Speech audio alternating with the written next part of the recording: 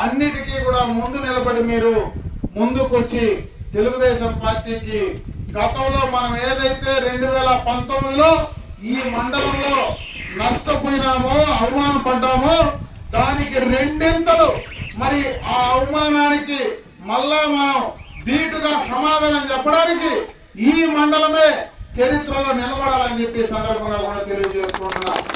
ఈ 5 సంవత్సరాల్లో చాలా మంది అధికారం ఏదో పర్మనెంట్ గా మా ఇంట్లో ఉంటుందనో, అధికారం ఏదో నా చేతికి వచ్చింది పర్మనెంట్ గా నేను ఉంటానో చాలా మంది విర్రవీగినారు. వాళ్ళందరికీ కూడా రేపు అధికారం వచ్చిన తర్వాత 100కు 100% సమాధానం అయితే ఖచ్చితంగా చెప్పి తీర్థం. మళ్ళా 20 సంవత్సరాలు ఆ యొక్క గడ్డి కూడా మొలవకుండా వాళ్ళని అనగదపాతాలనేది రాజకీయంగా తొక్కే కార్యక్రమాన్ని ఖచ్చితంగా ఈ మండలంలో చేసి తీరుతామని చెప్పి సందర్భంగా కూడా అందరూ కూడా తెలియజేసుకుంటా ఉన్నా. ఇకపోతే ఈ రోజు మీరు చెప్పుకోవడానికి చాలా ఉన్నాయి. ఈ రోజు సూపర్ 6 పథకాలు ప్రజల్లోకి తీసుకెళ్ళండి. బీసీలకు 50 సంవత్సరాలకే మహిళలకు మనం ఈ రోజు పెన్షన్ ఇచ్చే కార్యక్రమం చేయబోతా ఉన్నాం. పెన్షన్దారులకు 3000 నుంచి 4000 పెంచబోతా ఉన్నాం. అది కూడా 3 నెలల్లో వచ్చే డబ్బు ఒకేసారి ఇవ్వబోతా ఉన్నాం. వాళ్ళు చేసిన తప్పులు చెప్పండి. అన్ని రకాలుగా కూడా వీళ్ళ అధికారంలోకి వచ్చిన తర్వాత విపరీతమైనటువంటి ట్యాక్సులు పెంచారు. విపరీతంగా మరి అన్ని రకాలుగా మరి ఎలక్ట్రిసిటీ ఛార్జీలు కానీ, రైతులకు రావాల్సింది కానీ, సెరికల్చర్ ఇన్పుట్ సబ్సిడీలు కానీ చెప్పుకుంటా పోతే చాలా ఉన్నాయి. అవన్నీ కూడా పాంప్లెట్ ద్వారా మీకు ఇస్తాం. వీటిని ప్రజలకు మోటివేట్ చేసి చెప్పే బాధ్యతను కూడా మీరు తీసుకోవాలని చెప్పి సందర్భంగా మరొకసారి మిమ్మల్ని కూడా కోరుకోవడం జరుగుతా ఉంది. ఈ కార్యక్రమాలన్నీ కూడా ఖచ్చితంగా ముందుండి చేయండి.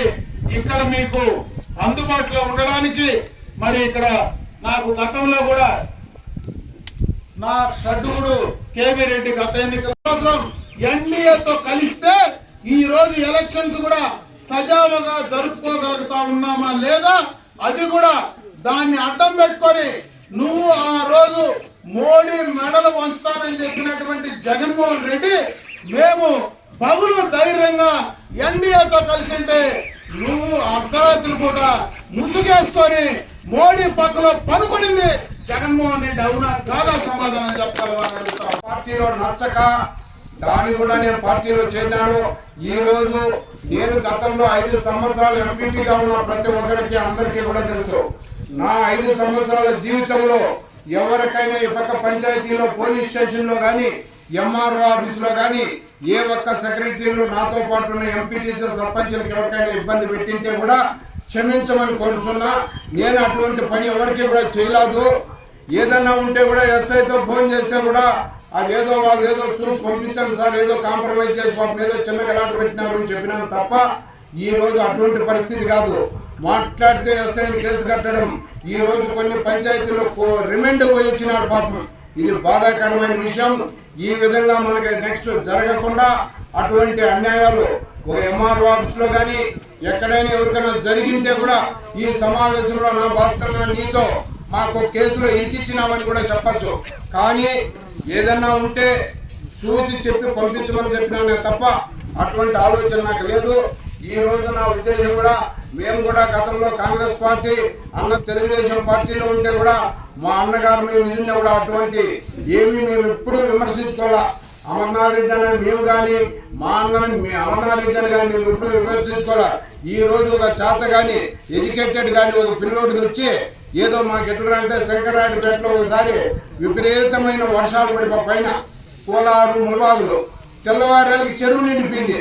ఆ విధంగా ఆ టైప్తో అయిన వ్యక్తి ఆయన్ని మనం అందరూ కూడా మన నియోజకవర్గంలో లేకుండా ఆయన్ని పంపించే ఏర్పాటు చేయాలని చెప్పి నేను కోరుకుంటూ ఈ రోజు ఈ తెలుగుదేశం పార్టీ తప్ప నేను వేరే ఉద్దేశం నాకు లేదు. రేపేదో పదవులు కావాలని కానీ చంద్రబాబు నాయుడుతో కలిసినప్పుడు కూడా అన్నా నేను మా నాయని చరిత్ర తెలియజేస్తే 40 ఏళ్ళ చరిత్ర అన్నాడు చంద్రబాబు నాయుడు గారు.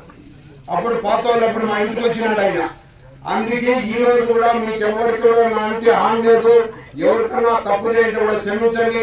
మనం ఏం చేయాలంటే మన పెద్ద పని మనలో గొప్ప కుటుంబం రామకృష్ణారెడ్డి అన్న కానీ ఇటు మా తండ్రి ఓపురెడ్డి గారు కానీ మా రెండు కుటుంబాలు ఉంటేనా కాబట్టి ఎవరో కొత్త మంది ఉంటే కూడా వాళ్ళని వదిలేసి అందరూ కూడా మీ రాయలపేట పంచాయతీలో ఏ పంచాయతీలో ఎంత మెజార్టీ వస్తుంది అనేది చూపించాలని చెప్పి నేను కోరుకుంటూ నేను ఆత్మశుద్ధిగా భగవంతుని మీద ఆవును పెట్టి చెప్తాడా అమర్నాథ్ రెడ్డి మంచి మెజార్టీతో ఆయన గెలిపేవాళ్ళని కోరుకుంటా ఉన్నాను తప్ప నా పదవి